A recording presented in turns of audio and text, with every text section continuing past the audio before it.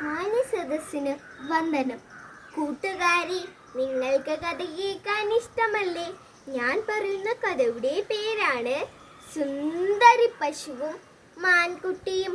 പണ്ട് പണ്ട് ഒരു ഗ്രാമത്തിൽ അപ്പുന്നൊരു കുട്ടി ഉണ്ടായിരുന്നു. അവന് ഒരു പശുക്കുട്ടിയും ഉണ്ടായിരുന്നു. സുന്ദരി എന്നായിരുന്നു അവളുടെ പേര്.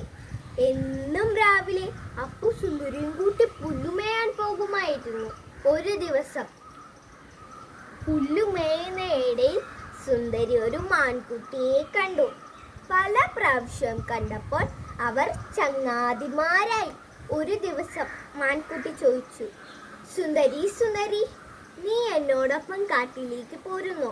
അവിടെ ധാരാളം പഴങ്ങളും നല്ല നല്ല പൂക്കളും ഭംഗിയുള്ള പുല്ലുകളുമുണ്ട്. നിനക്ക് വേണ്ടതൊക്കെ തരാം. പല പ്രാവശ്യം വിളിച്ചപ്പോൾ സുന്ദരി മാൻകുട്ടിയോടൊപ്പം കാട്ടിലേക്ക് പോയി. കാട്ടിലെത്തിയ സുന്ദരി പറഞ്ഞു, ഹായ് ഹായ്, കാടിന് എന്തൊരു ഭംഗി!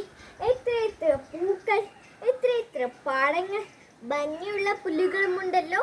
സുന്ദരിയുടെ കളിച്ചും രസിച്ചും നിൽക്കുമ്പോഴാണ് പെട്ടെന്നൊരു ശബ്ദം കേട്ടു. ഗുർ ഗുർ.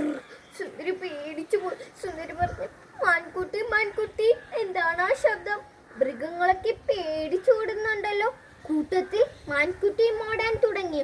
ഓട്ടത്തിനിടയിൽ മാൻകുട്ടി പറഞ്ഞു, സുന്ദരി സുന്ദരി, ഓടിക്കോ, ഈ കാട്ടിലെ രാജാവ് സിംഹം വരുന്നുണ്ട്. സുന്ദരി പേടിച്ചോടി.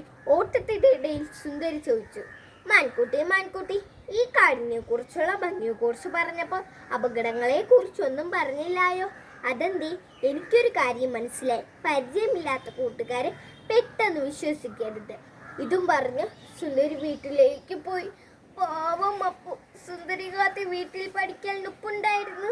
സുന്ദരി വന്നപ്പോൾ അപ്പുന് സന്തോഷമായി. പിന്നെ ഒരിക്കലും സുന്ദരി കാട്ടിലേക്ക് പോയിട്ടില്ല. കൂട്ടുകാരി, നാം ഇതിന്ന് എന്താണ് മനസ്സിലാക്കേണ്ടത്?